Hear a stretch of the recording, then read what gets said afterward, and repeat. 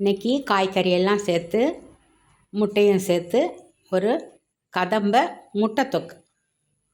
வாங்க அது எப்படி செய்யலான்னு பார்க்கலாம். அஸ்ஸலாமு அலைக்கும் ஃப்ரெண்ட்ஸ், வெல்கம் டு அனாமிகா சமையல். ஒரு கடாய் வச்சுருக்கேன், அதில் ஒரு எண்ணெய் ஊற்றிருக்கேன். எண்ணெய் நல்லா காய்ஞ்சதும் ஒரு ஸ்பூன் சீரகம், ஒரு ஸ்பூன் சோம்பு போட்டுக்கலாம். போட்டு இது நல்லா பொரிஞ்சதும் ஒரு மீடியம் சைஸ் வெங்காயம் 4 வெங்காயம் கட் பண்ணி வச்சுருக்கிறேன் மெலிசா. இப்போ அந்த வெங்காயத்தையும் இதில் சேர்த்துற போகிறோம். சேர்த்து அதோடு கூட 2 பச்சை மிளகாய் அதையும் சேர்த்து நல்லா வதக்கி விட்டுக்கோங்க. இந்த வெங்காயம் கொஞ்சம் நல்லா வதங்கி கொஞ்சம் கலர் மாறணும், அது வரைக்கும் வதக்கிக்கோங்க.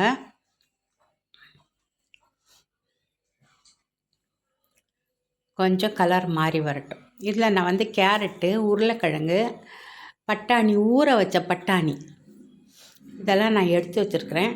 இதை இப்போ இது ஒன்று ஒன்றா நம்ம சேர்த்துக்கலாம்.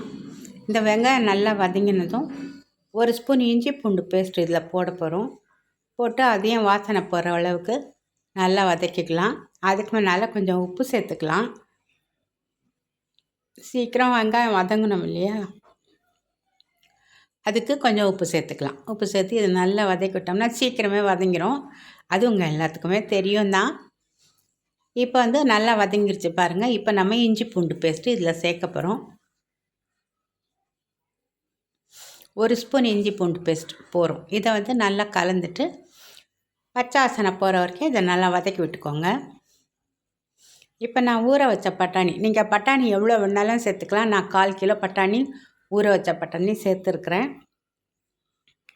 ஒரு கேப்சிகம் நீளமாக கட் பண்ண ஒரு கேப்சிகம், ஒரு மீடியம் சைஸ் உருளைக்கிழங்கு அதுவும் நீளமாக கட் பண்ணது அதையும் கட் பண்ணி வச்சுருக்குறேன்.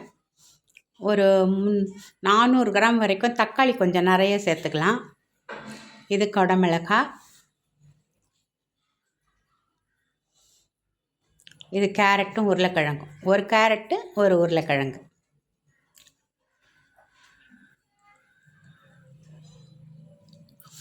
இதை நல்லா கலந்து விட்டுக்கோங்க.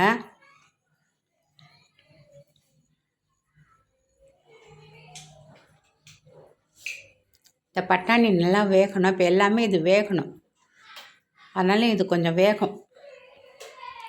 நல்லா கலந்து விட்டாச்சு. இப்போ இதில் நம்ம தக்காளி சேர்க்க போகிறோம்.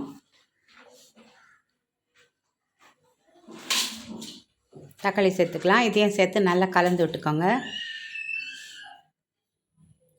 நிறைய தண்ணி ஊற்ற வேண்டாம்.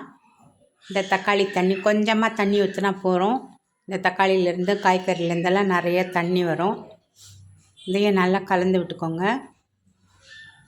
இப்போ கலந்து விட்டதுக்கப்புறம் இதில் நம்ம மஞ்சப்பொடி, மிளகாப்பொடி, தனியாப்பொடி சேர்க்க போகிறோம். எல்லாம் ஒரு ஸ்பூன். மஞ்சப்பொடி மட்டும் கொஞ்சம் கம்மியாக பாதி ஸ்பூன் சேர்த்துக்கலாம். மிளகாப்பொடி 1 ஸ்பூன், தனியாப்பொடி 1 ஸ்பூன், காஷ்மீரி மிளகாப்பொடி 1 ஸ்பூன். மஞ்சப்பொடி போட்டால் மிளகாப்பொடி, தனியாப்பொடி, காஷ்மீரி மிளகாப்பொடி இதையும் நல்லா கலந்து விட்டுக்கோங்க.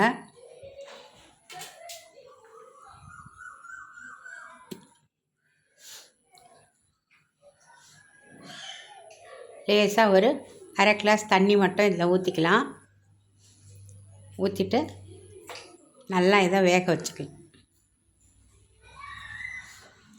இப்போ நமக்கு உப்பெல்லாம் சரியாக இருக்கான்னு கூட பார்த்துக்கலாம். இப்போ இதை ஒரு மூடி போட்டு வேக விட்டுடலாம். ஒரு 10 நிமிஷத்துக்கு அப்புறம் நல்லா வெந்திருக்கு பாருங்கள். பட்டாணி, காய்கறி எல்லாமே நல்லா வந்திருக்கு. தண்ணியும் அவ்வளோவா இல்லை, அந்த தண்ணியிலேயே எல்லாமே நல்லா வெந்து வந்திருக்கு. இப்போ இதில் நம்ம அவிச்சு வச்ச முட்டையை சேர்த்துக்க போகிறோம். அவ்வளோதாங்க, வேலை முடிஞ்சிருச்சு. காய்கறி சாப்பிட்றவங்க காய்கறி சாப்பிடுங்க, முட்டை சாப்பிட்றவங்க முட்டை சாப்பிடுங்க. யாருக்கு எது வேணுமோ அதை சாப்பிட்டுக்கோங்க. அது மாதிரி இந்த மாதிரி கதம்ப முட்டை தொக்கு ரெடி ஆகிடுச்சு. மேலே கொஞ்சம் கொத்தமல்லி தூவிக்கலாம். அவ்வளோதான் ஃப்ரெண்ட்ஸ். பிடிச்சிருந்தா நீங்களும் செஞ்சு சாப்பிடுங்க. ரொம்ப நல்லாயிருக்கும். சீக்கிரமே பண்ணிடலாம், ரொம்ப வேலை கிடையாது. நீங்கள் எத்தனை முட்டை வேணாலும் போட்டுக்கலாம். நான் 4 முட்டை தான் போட்டேன். அதனால் நீங்கள் எத்தனை முட்டை, ஒரு 10 முட்டை 12 முட்டை, எவ்வளோ முட்டை வேணாலும் சேர்த்துக்கோங்க, நல்லாவே இருக்கும். அஸ்ஸலாமு அலைக்கும் ரஹ்மத்துல்லாஹி வபரகாத்துஹு.